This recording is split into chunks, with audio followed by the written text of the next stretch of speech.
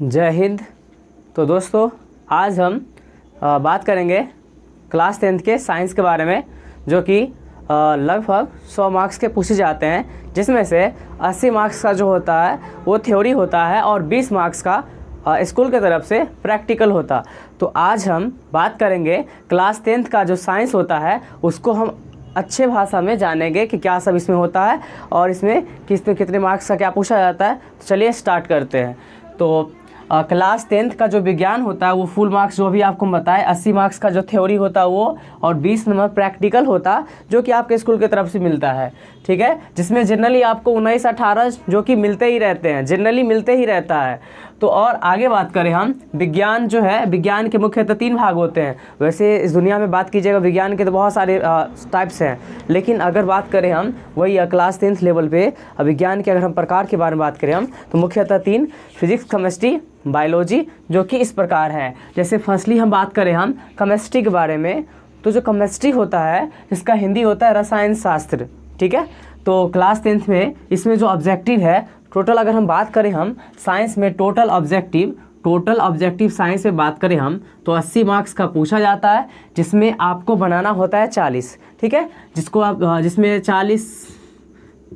40 बनाइएगा तो आपको 40 में 40 अचीव होता है, वो जो कि सही करेक्ट रहेगा तो 40 में 40, और जनरली विद्यार्थी को आते रहते हैं। ठीक है, तो बात करें हम आगे वही केमिस्ट्री में बात करें हम, तो केमिस्ट्री में रसायन शास्त्र जो कहते हैं, जिसमें जो ऑब्जेक्टिव है जनरली जो है 25 से 28 अप्रॉक्स उससे पूछे जाते हैं। और बात करें हम सब्जेक्टिव के रूप में, तो जो लघुत्तरीय प्रश्न जो होते हैं वो टोटल 8 होते हैं, और 8 में से ऑलमोस्ट आपको लगभग 4 बनाने होते हैं, और हर एक प्रश्न जो है वो 4 बनाने होते हैं, और हर एक प्रश्न 2 नंबर का रहता है, जो टोटल 8 मार्क्स का आपका पूरेगा। वही बात करें हम दूसरी तरफ सब्जेक्टिव में दीर्घ उत्तरीय प्रश्न जो कि 2 रहते हैं, बनाने होते हैं आपको 1, और ये प्रश्न 5 नंबर का रहता है। तो टोटल अगर बात करें हम सब्जेक्टिव में 8, 5, 13 नंबर का, और ऑब्जेक्टिव में हम अप्रॉक्स लेके चले हम, इसमें जो है अगर मान लेते हैं 27 लेके चल रहे हैं, 25, 26, 27, 28 जो है जनरली पूछते रहते हैं। 27 ऑब्जेक्टिव और 13 जो है सब्जेक्टिव के रूप में अगर लिया जाए, तो टोटल 40 मार्क्स का, अगर केमिस्ट्री अगर ध्यान से पढ़िएगा तो 40, 39, 41, 42 के मार्क्स के अचीव ये पूछते रहता है, और आपसे सॉल्व भी होगा बहुत आसान तरीक़ा से। अगर बात करें हम दूसरा फिजिक्स के बारे में, दूसरा जो होता है फिजिक्स जिसे भौतिकी कहते हैं, जिसमें ऑब्जेक्टिव के बारे में बात करें हम, तो 25 और 28 यही 28 इसमें भी कॉमन वही जनरली पूछे जाते हैं। लघु उत्तरीय की बात करें हम इसमें, तो इसमें जो है टोटल 4 इसमें बनाना होता है, 8 पूछता है, जिसमें 4 बनाने होते हैं, और ये टोटल 2 मार्क्स का होता है, और 4 दूना 8 नंबर का ये होता है। और बात करें हम लॉन्ग क्वेश्चन, जिसमें 2 होते हैं और बनाना होता है आपको एक, जो कि एक तरह से समझ आइए साइंस का रीड होता है। आपको 6 में 6 लाने होंगे, इसके लिए आपको बहुत तरह का ऐसे डायग्राम इसमें समझना पड़ेगा, जैसे ओम का नियम हो गया, जनरेटर हो गया, मोटर हो गया, जिस फिजिक्स का सबसे ज़्यादा भी प्रश्न में से एक होता है ये सब। तो 6 नंबर इसमें लॉन्ग जो पूछे जाते हैं 6 नंबर का, बाकी समय से 5 नंबर पूछे जाते हैं, लेकिन इसमें से 6 नंबर का पूछा जाता है। ठीक है, तो बात करें हम दोनों अगर ऐड करें हम, तो 14 मार्क्स का होता है। वही बात करें हम अगर इसमें ऑब्जेक्टिव 27 लेके चले हम, और 14 सब्जेक्टिव, तो 41, 40, 41, 42 जो है जनरली पूछे जाते हैं। और बात करें हम बायोलॉजी की तरफ, तो बायोलॉजी जिसको हम जीव विज्ञान कहते हैं, तो आगे हम बात करें हम इसमें जो जीव विज्ञान होता है, और इसके अंतर्गत हम अगर ध्यान दें तो ये इसमें पता चल रहा है, तो इसमें जो ऑब्जेक्टिव है, ऑब्जेक्टिव 25 से 30 इसमें भी जनरली पूछे जाते हैं। शॉर्ट क्वेश्चन की बात कीजिएगा, जो लघु उत्तरीय प्रश्न होता है जो 8 होता है, और 8 में आपको लगभग 4 बनाने होते हैं। अगर आप ये सही से बना लेते हैं तो इसमें अच्छा मार्क्स आपको अचीव होते हैं, 8 में 8 आ जाएंगे। लेकिन वही लॉन्ग क्वेश्चन की बात करें, इसमें आपको चित्र बनाना होता है। ज़्यादातर बायोलॉजी में आपको डायग्राम के साथ साथ जो चित्र होता है सचित्र वर्णन करने के देता है, ज़्यादातर सचित्र वर्णन करने के लिए देता है, तो आपको चित्र बनाना इसमें आवश्यक होगा। बिना अगर चित्र बनाए अगर आप सोच रहे हैं बायोलॉजी में अच्छा मार्क्स लाना, तो संभव नहीं है, क्योंकि बायोलॉजी में चित्र बनाना ही पड़ेगा आपको।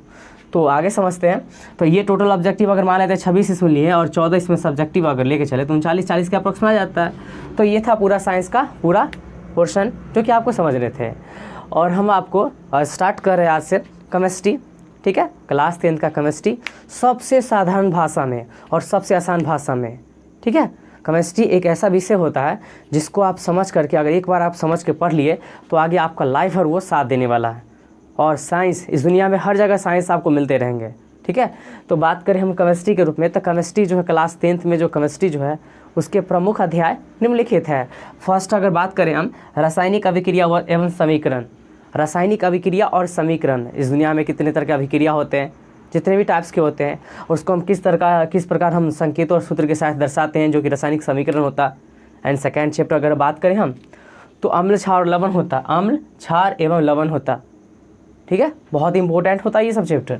एंड तीसरा चैप्टर बात करें जो कि सबसे ज़्यादा मेन होता क्लास 10th के केमिस्ट्री में, सबसे ज़्यादा मेन होता अम्ल, क्षार एवं लवण, ठीक है। और तीसरा चैप्टर धातु, अधातु एवं उपधातु होता, अम्ल, क्षार, लवण तो सेकंड चैप्टर हो गया। तीसरा जो धातु, अधातु एवं उपधातु होता, चौथा चैप्टर की बात करें हम तो ये हो जाएगा सबसे ज़्यादा इंपॉर्टेंट, जिसका यूजफुल आप देखिएगा आगे जाके 11th-12th में बहुत ज़्यादा होते रहता है। और कार्बन में इसके यौगिक, इसका तो अलग टॉपिक ही बन गया है। केमिस्ट्री की अगर बात करें तो इसके 3 टाइप्स होते हैं, एक होता है ऑर्गेनिक केमिस्ट्री, एक होता है फिजिकल केमिस्ट्री, एक होता है इनऑर्गेनिक केमिस्ट्री। तो ये सब चल जाता है सीधा ऑर्गेनिक केमिस्ट्री में 11th-12th में। और तत्वों का वर्गीकरण, ये पीरियोडिक टेबल जो होता है उसका यूज जो है आगे जाके 11th-12th में बहुत ज़्यादा हो जाता है। पी ब्लॉक हो गया, डी ब्लॉक हो गया, एफ ब्लॉक हो गया, एस ब्लॉक हो गया, पूरा इसका चैप्टर ही बना हुआ है पूरा, ठीक है। तो तत्वों का वर्गीकरण, और सबसे लास्ट चैप्टर जो कि सबसे आसान भी होता है, प्राकृतिक संसाधन का प्रबंधन, जो कि बहुत ज़्यादा एक तरह समझ आइए, बहुत ही आसान एक तरह से समझ आइए, छोटा सा उसमें, तो इतना इसमें अध्ययन करना होता है, ठीक है। तो ये छोटा सा था जानकारी। और इसके बाद थोड़ा सा इसका अगर आपको स्क्रीनशॉट लेना है या लिखना है तो लिख सकते हैं। अब इसके बाद हम आगे बात करेंगे।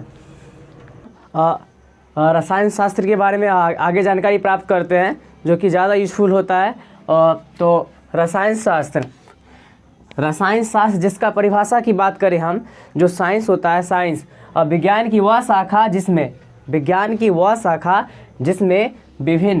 जिसमें विभिन्न पदार्थों के संगठन, आप पढ़ते होंगे या पढ़े होंगे 9th में, पदार्थ क्या होता है, पदार्थ की जितनी अवस्थाएं होती है, ये सब तो पदार्थ का जो संगठन होता है, पदार्थों के संगठन, ठीक है, उसका क्या प्रॉपर्टीज़ होता, ठीक है, उसका संरचना, और इस दुनिया में जितना भी अभिक्रिया है, विभिन्न अभिक्रियाओं के बारे में अध्ययन किया जाता है, तो उसे हम कहते हैं, उसे हम रसायन शास्त्र कहते हैं। आगे बात करें हम रसायन शास्त्र अर्थात फादर ऑफ केमिस्ट्री, रसायन शास्त्र के पिता की बात करें हम, फादर ऑफ केमिस्ट्री, जो कि आप जानते होंगे लेबोजियर। कौन है? लेबोजियर, जो कि आप अच्छे जानते होंगे। वही बात करें हम क्लास 10th में, केमिस्ट्री का सबसे पहला चैप्टर होता है रासायनिक अभिक्रिया और समीकरण। ये जो रासायनिक अभिक्रिया और समीकरण होता, वो शुरुआती से ही सबसे पहला डेफिनेशन, जो कि आपको ऑलरेडी पता होगा और नहीं पता है फिर भी तुरंत पता चल जाएगा जो क्या होता, ठीक है। तो रासायनिक अभिक्रिया वह अभिक्रिया जिसमें 2 या 2 से अधिक पदार्थ आपस में अभिक्रिया करके, देख लीजिए यहाँ पे, एक पदार्थ ये हो, एक पदार्थ ये हो, 2 या 2 से अधिक पदार्थ भी हो सकता है।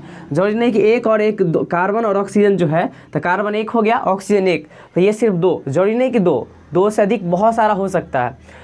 तो वह अभिक्रिया जिसमें 2 या 2 से अधिक पदार्थ आपस में अभिक्रिया किए, और अभिक्रिया का ये रिएक्शन चिन्ह है और रिएक्शन साइन है, जो कि बता रहा है कि 2 या 2 से अधिक पदार्थ आपस में अभिक्रिया करके नया गुण वाला, जैसे C+O2 रिएक्शन करके CO2 बना, तो CO2 का प्रॉपर्टीज चेंज हो जाता है। H2+O2 रिएक्शन करके जल बना, तो ये जल का जो प्रॉपर्टीज होता है वो चेंज हो जाता है। तो आगे बात करें हम, तो जैसे तो नया गुण वाला अन्य पदार्थ का निर्माण होता है, उसे हम रासायनिक अभिक्रिया कहते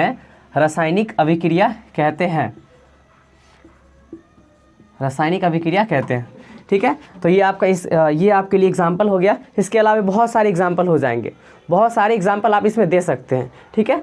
तो अगर हम बात करें हम रासायनिक अभिक्रिया की जो विशेषता की अगर बात करें हम, तो रासायनिक अभिक्रिया, मिस्टेक हो गया था, रासायनिक अभिक्रिया की विशेषता निम्नलिखित है। पहला है गैस की उत्पत्ति, ऑलरेडी आप जानते होंगे, आपको पता होगा कि जब कोई धातु, जैसे कि आप ले सकते हैं एग्जाम्पल में, बहुत सारे एग्जाम्पल ले सकते हैं, जब कोई धातु अम्ल के साथ, जैसे H2SO4 एक अम्ल है, इसके साथ रिएक्शन किया तो पता ही होगा जिंक सल्फेट बनता है और साथ में हाइड्रोजन गैस उत्पन्न होता है। तो ये जो हम हाइड्रोजन गैस लिखे हैं ये बता रहा है कि ये भी एक प्रकार का रासायनिक अभिक्रिया है, तो रासायनिक अभिक्रिया में गैस की उत्पत्ति होती है। ठीक है, दूसरा पॉइंट होता है अवक्षेप का बनना।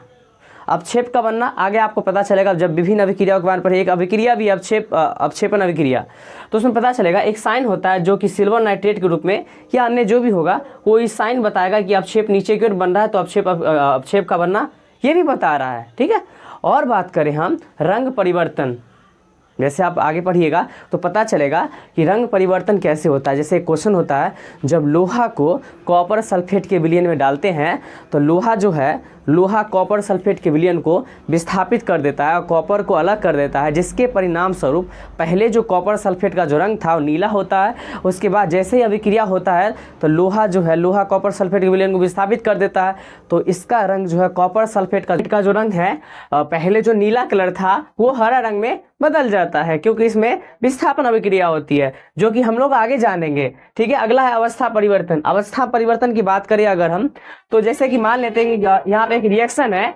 जिंक हाइड्रोजन सल्फेट से अभिक्रिया है, तो जिंक जो है एक तरह से सॉलिड है, अर्थात ये ठोस है, और हाइड्रोजन सल्फेट एक तरह से द्रव अवस्था में है। तो इसके बाद अभिक्रिया के पश्चात एक तरह से मिश्रण अवस्था में आ जाता है, और ये हाइड्रोजन जो है, हाइड्रोजन ये गैस अवस्था में आता है। देखिए ठोस, द्रव और गैस में बदल रहा है सब, तो अवस्था में परिवर्तन भी होता है। और लास्ट है ताप में परिवर्तन। तो अभिक्रिया के दौरान क्या होता है, अभिक्रिया के पहले और अभिक्रिया के बाद जो है पदार्थों में क्या होता है, ताप में परिवर्तन होते रहता है, जो इस प्रकार रासायनिक अभिक्रिया की प्रमुख विशेषताओं को एक तरह समावेशित करके रखे हुआ है। तो आज के वीडियो में हम लोग बस यही बेसिक जानकारी जानेंगे। क्लास 10 का जो साइंस होता है, साइंस का जो पहला हम स्टार्ट करें केमिस्ट्री, और केमिस्ट्री में कितना जो भी अध्याय होगा उसको अच्छे से पढ़ेंगे। तो आज पहला ये टॉपिक रहा। इसके बाद हम कल से आगे बात करेंगे हम रासायनिक समीकरण, उसके बाद रासायनिक समीकरण कितने प्रकार है, उसके कितने ये सब प्रॉपर्टीज है, कैसे लिखा जाता है, सब कुछ जानेंगे हम कल से भी थोड़ा आगे। ठीक है, तो आज के लिए हम इतना ही रहने देते हैं। तो ठीक है, तो मिलते हैं नेक्स्ट वीडियो में। तब तक के लिए मैं विदा लेना चाहता हूँ। Thank you.